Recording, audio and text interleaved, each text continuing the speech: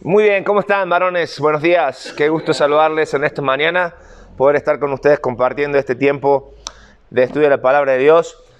Tercer capítulo de mandato masculino que va a hablar acerca del matrimonio. Si se quieren enojar con alguien, por favor no se enojen conmigo, ¿sí? O lo que tendrías que hacer realmente es tener un encuentro con Dios y ponerte a cuentas con Él y decirle, a ver, Dios, ¿de qué se trata? Porque ya va la tercera reunión que vengo de varones y me hablan del mismo tema. Interesante, pero hoy vamos a ver el matrimonio en un contexto aún mucho más responsable, porque hoy lo vamos a ver dentro del contexto que es el mandato masculino.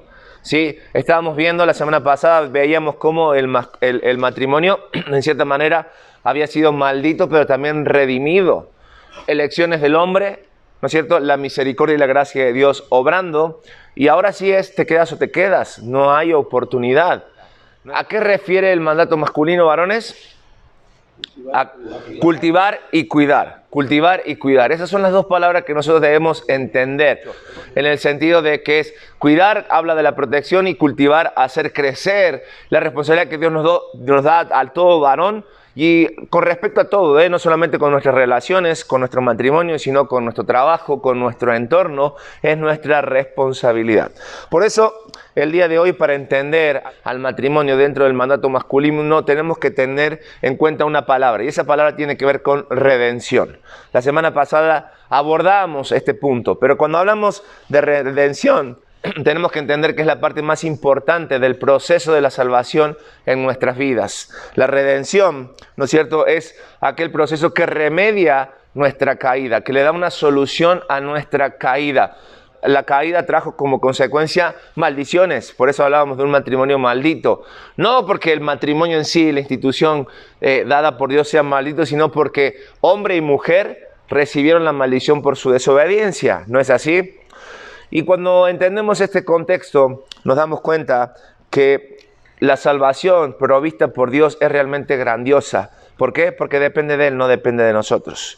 Y cuando entendemos este punto, podemos empezar a encaminar al matrimonio dentro de ese mandato, que es cuidar y cultivar. Dios lo pensó así, Dios lo diseñó así. Dios hizo al hombre, lo puso sobre lo creado, y cuando vio que el hombre estaba esforzándose y haciendo las cosas que debía hacer, dijo, no es bueno que ¿qué? Por eso te digo, si te quieres enojar con alguien, ¿con quién te vas a enojar?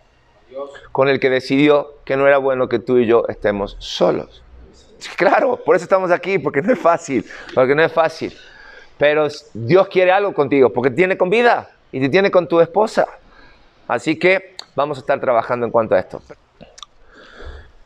¿Cuál es su percepción o cómo ustedes identifican o qué identifican en cuanto a por qué es tan importante que el esposo dirija el matrimonio y el hogar? Obligación, muy bien. Perfecto, ¿por qué? Porque es mandato divino. Es un mandato divino. Es un orden instituido desde el principio. Dios no estuvo jugando a la hora de crear las cosas, Él lo hizo todo divinamente correcto. Y Él puso primero al hombre en el huerto. Y el hombre respondió a aquello que tenía que hacer, porque dice que el hombre estaba trabajando. Y dice la palabra de Dios, y vio que el hombre estaba solo y no encontraba compañera para él. Entonces dijo el Dios, ¿qué cosa? ¿No es bueno? Que el hombre esté solo. Y cuando Dios tuvo que llamar la atención acerca de las cosas que no estaban funcionando bien, ¿con quién fue? ¿A quién fue? ¿A quién buscó Dios para hacer justicia? Al hombre. Buscó a Adán. ¿Acaso Dios no sabía que el tentador había llegado por Eva? Claro que lo sabía. Sin embargo, Dios, que es un Dios de orden y que marca cómo deben ser las cosas, necesitamos entender que eso es lo que Dios quiere para el hombre. Porque Dios es el mismo ayer, hoy y siempre.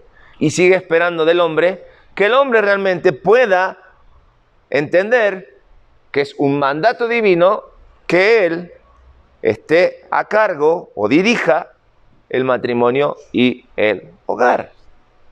Y dirigir no es necesariamente que yo golpee las mesas y las cosas se hacen como yo digo. Sino dirigir tiene mucho que ver en cuanto a delegar, a ser responsable a los demás. que tu esposa, tus hijos y las personas que estén bajo tu responsabilidad quieran seguirte porque tú eres digno de admiración, eres digno de respeto y lo que hacen lo hacen porque te respetan. ¿Sí me explico? Esa es la idea que Dios quiere para cada uno de nosotros. La pregunta que se despega de esta es: ¿qué sucede a una esposa cuando el esposo no dirige? En primer lugar, se frustra. Se frustra. No se siente amada. ¿Ok? Se frustra porque no se siente amada, porque la forma... A veces pensamos que amar es dar regalos, ¿verdad?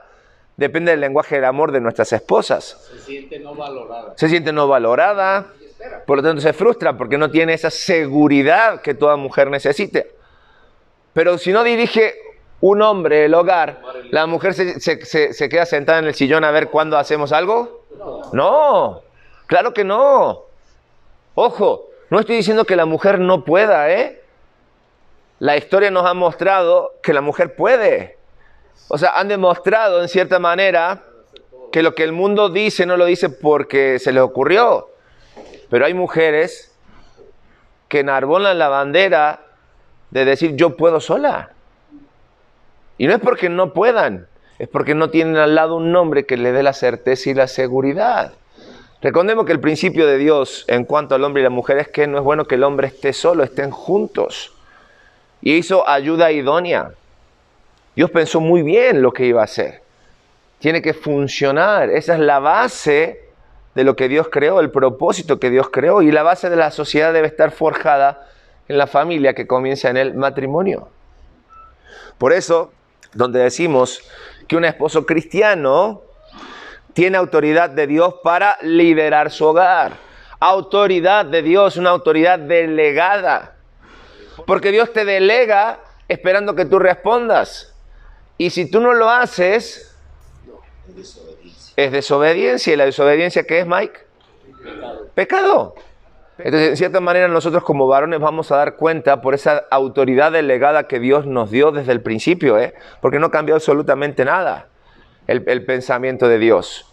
La circunstancia vino a ser diferente en el sentido de que el pecado entró y el pecado fue el que hizo la gran hecatombe, ¿no es cierto? Sin embargo, Dios, cuando llegamos a Cristo, nos da el Espíritu Santo de quien nos podemos valer para hacer lo que es correcto. Y lo que es correcto es entender que Dios nos da la autoridad y así como nos da la autoridad nos va a demandar de saber qué hicimos en el liderazgo y en el cuidado de nuestro hogar. ¿Estamos de acuerdo? Obviamente que cada uno de las personas somos responsables como seres individuales ante Dios, ¿no es cierto? Y cada quien va a dar cuenta de sus actos, porque al final la vida la definimos así. La vida es un cúmulo de consecuencias de las decisiones que tomamos, ¿no? ¿No es así? Vivimos tomando decisiones, somos expuestos a tomar decisiones y las consecuencias de esas decisiones escriben nuestra vida. Y volviendo en cuanto al liderazgo y la sumisión femenina, porque eso es lo que estábamos hablando en Efesios, o lo que leemos en Efesios capítulo 5, más que la sumisión femenina necesitamos entender que esa sumisión viene de una sumisión de los unos a los otros, dice Efesios capítulo 5, versículo 21. Es decir, cada uno tiene que aprender a ceder.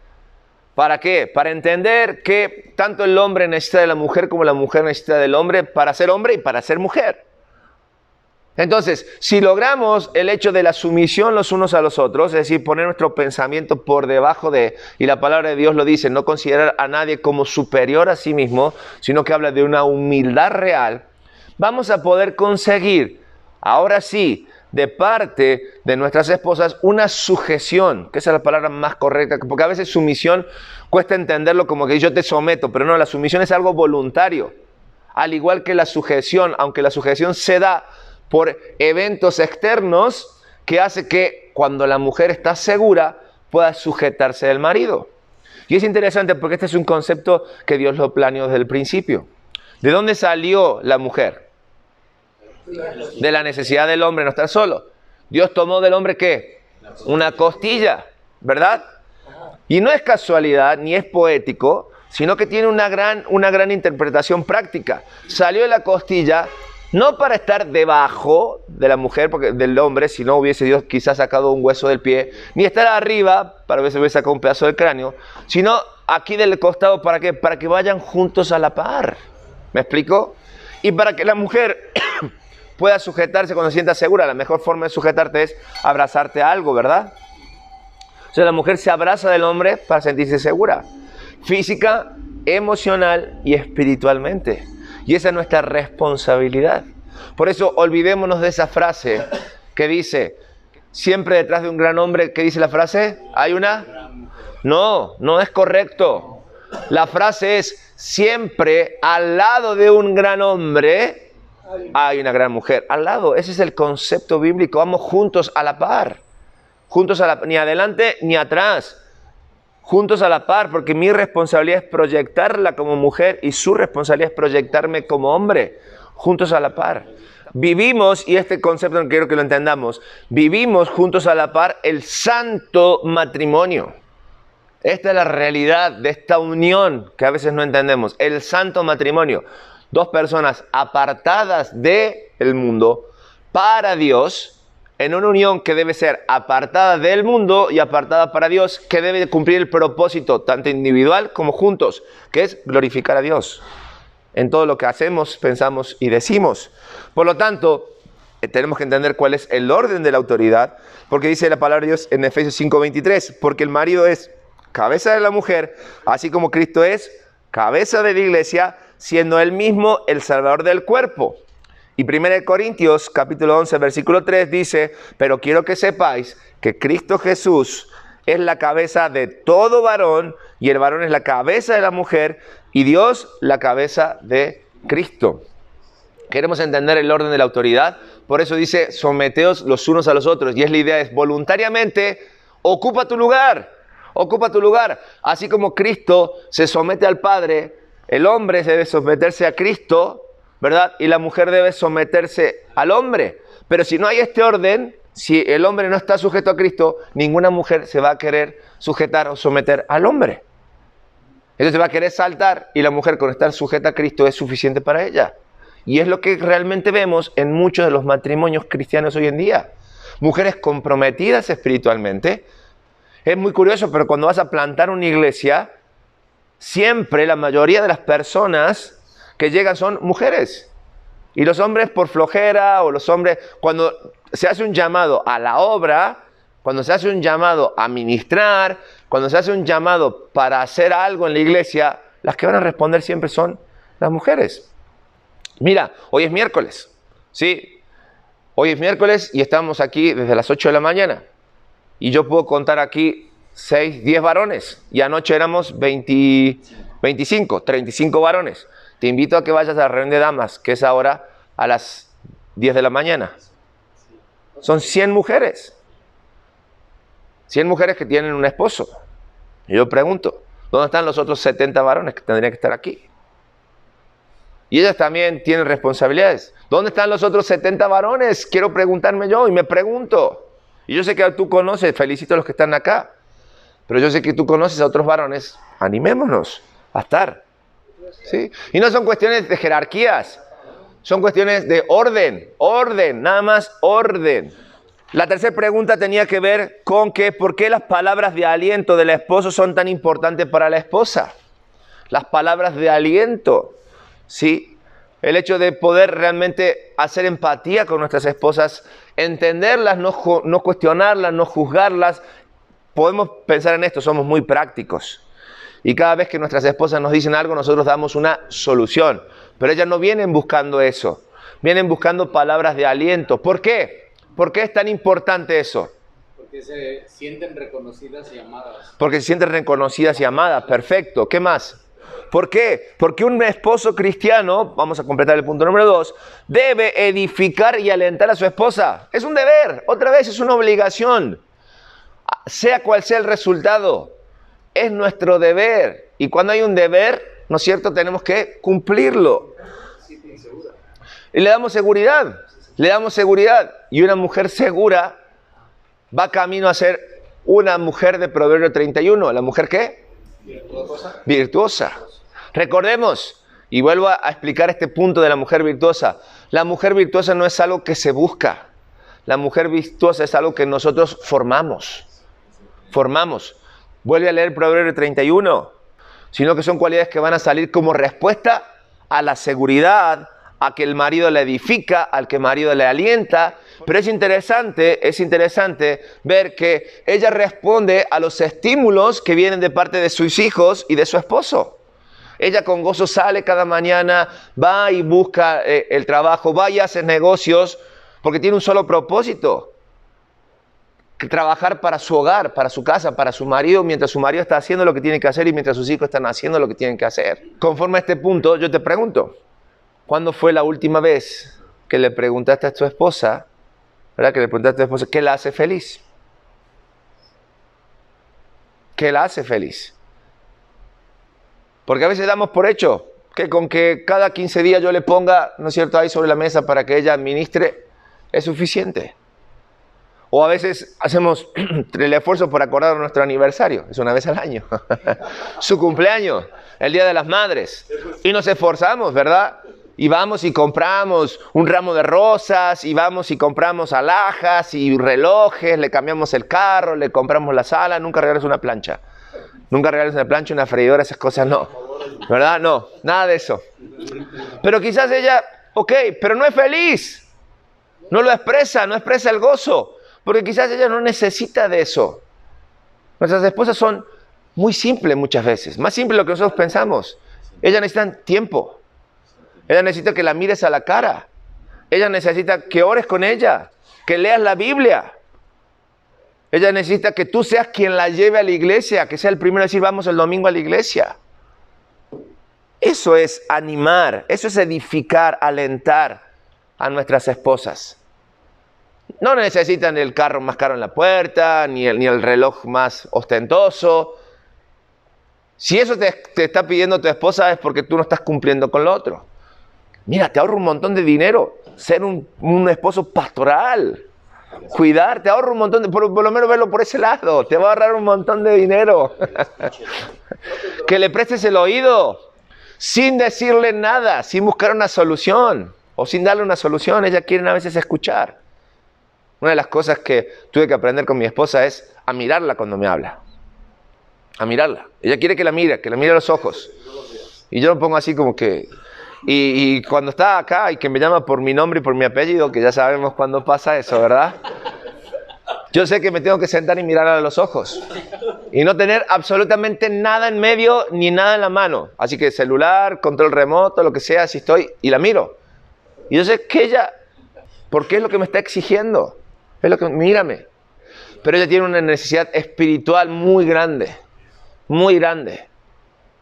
La palabra de Dios dice que el hombre debe aprovechar y trabajar en su vida porque es responsable de santificarla, así como Cristo lo hizo con la iglesia, habiéndola purificada en el lavamiento del agua por la palabra, a fin de presentársela a sí mismo una iglesia gloriosa, que no tiene mancha ni arruga ni cosa semejante, sino que fuese santa y sin mancha. Si nuestro ejemplo en el matrimonio es Cristo y la iglesia, nosotros tenemos que hacer caso a esto. Así como Cristo trabaja cada día en mi vida, que soy parte de la iglesia, para presentarme santo y sin mancha, mi responsabilidad al edificar y alentar a mi esposa es eso. Es fortalecer su vida espiritual. Pero ¿qué pasa? Si no tengo fortalecida mi vida espiritual va a ser muy difícil. Entonces, no puedo hablar de la palabra si estoy todo el día en el internet, si estoy todo el día viendo la televisión, si estoy ocupado en mi trabajo, si no tengo lectura de la palabra de Dios. Entonces no puedo esperar que mi esposa responda en forma correcta si no estoy haciendo lo que tengo que hacer. Entonces es tiempo de que invertamos tiempo en el conocimiento de la palabra de Dios. Porque nadie aborreció jamás, dice Efesios 5:29, su propio cuerpo, sino que lo sustenta, lo cuida, así como también Cristo a la iglesia. Y si tú eres uno con tu esposa, porque ahora son un cuerpo, así como tú cuidas tu cuerpo, no quieres estar enfermo, no te quieres sentir mal, es tu responsabilidad edificar y alentar a tu esposa. Y por último, las preguntas decía que nosotros identificáramos algunos pecados que hacen sentir a nuestras esposas inseguras. ¿Pecados como cuáles? La infidelidad. No verla a los ojos. No verla a los ojos. ¿Lo acabas de anotar ahí o qué? No verla a los ojos. ¿Qué más? Secretos. Indiferencia. Mentiras. Falta de comunicación. Pero a veces pensamos en pecados que nos acusan muy gravemente, ¿no? Infidelidad, vicios, pero hay pequeños detalles que empiezan a distanciarnos, ¿sí? Y la infidelidad no tiene nada mucho que ver a veces con estar con otra persona. A veces somos infieles cuando pasamos demasiado tiempo con nuestro celular. Somos infieles cuando pasamos demasiado tiempo con la televisión. Somos infieles cuando pasamos demasiado tiempo en nuestro trabajo. La infidelidad no tiene solamente que ver con el hecho de estar con otra persona. Tiene que ver que ocupe el lugar de. ¿Me explico? Entonces hay cosas en nuestras vidas que nos llevan a ser infieles a nuestra esposa. Se sienten abandonados. Definitivamente esa es la sensación que van a tener. Nosotros debemos edificar, como bien decías, ¿no? El final del punto 2, la fe y la esperanza de nuestras esposas en Cristo a través de la palabra de Dios. No hay otra cosa. Pero cuando hablamos de los pecados que nosotros tenemos que empezar a trabajar en nuestras vidas, nos lleva a entender que un esposo cristiano es responsable de guardar y proteger a su esposa. Por eso necesitamos sacar todas aquellas cosas que estorben nuestra relación. Todos aquellos pecados que no nos permitan realmente tener una relación como Dios quiere que nosotros la tengamos.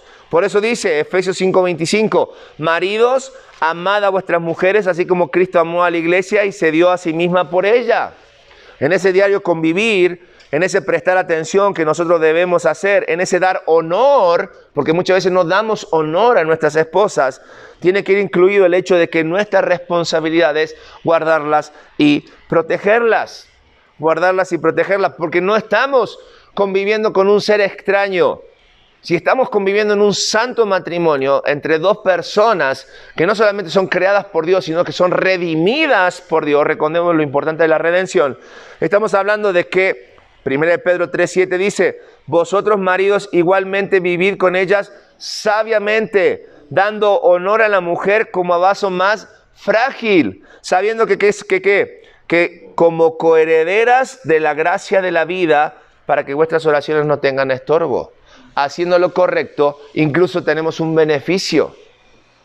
Siendo responsables por el cuidado espiritual de nuestras esposas, al guardarlas y protegerlas, las estamos poniendo a salvo. ¿Salvo de qué? Del que pueda venir y hacerle daño. ¿Salvo de qué? ¿De las circunstancias? Sí, pero también debemos ponerlas salvo de nosotros mismos. A veces el peor enemigo es el que está dentro de la casa. A veces quienes más lastiman a nuestras esposas no es el ladrón que viene a robar y que quiere violentar de ellas, sino que somos nosotros mismos, con nuestras indiferencias, con nuestras palabras subidas de tono, con nuestros malos tratos. ¿Me explico? ¿Y cuántos hogares, incluso cristianos, han llegado a la agresión física? A la agresión física. Por lo tanto, guardar y proteger a nuestras esposas significa que lo primero que tenemos que hacer es ponerlas a salvo de nosotros mismos. ¿Y cómo hacemos esto? Actuando, completamos en nuestras hojas, como redentor. Como redentor. Y aquí sí viene la historia que veíamos de Ruth y Boaz, ¿no? De esta mujer que quedó viuda. Ella, su cuñada, su suegra, quedaron viudas. Su suegra decide volver a su tierra, allí en Belén. Pero Ruth era moabita, era una mujer extranjera, extraña. La suegra libera a las nueras que están viudas. Sin embargo, Ruth decide, a donde vayas tú, iré yo, y tu Dios será mi Dios. Algo sucedió en el corazón de esta mujer. Entonces, la suegra que vuelve a su tierra, que no es la misma mujer que salió, vuelve hasta el nombre se cambia, y ahora se va a llamar Mara, porque había amargura en su corazón. Sin embargo, Ruth sigue adelante con su vida, cuidando y haciéndose responsable de su suegra. En medio de todo eso, hay hambre, necesitan trabajar. Ruth se va a buscar lo que sobraba de las personas que estaban trillando en el campo. Y alguien la observa y le dice, tiren algunas espigas extra para que esta mujer no tenga hambre. Y sabe ser agradecida esta mujer. Había una necesidad y ella trabaja. Ahora, ella nunca reclamó el hecho de que alguien la redimiera.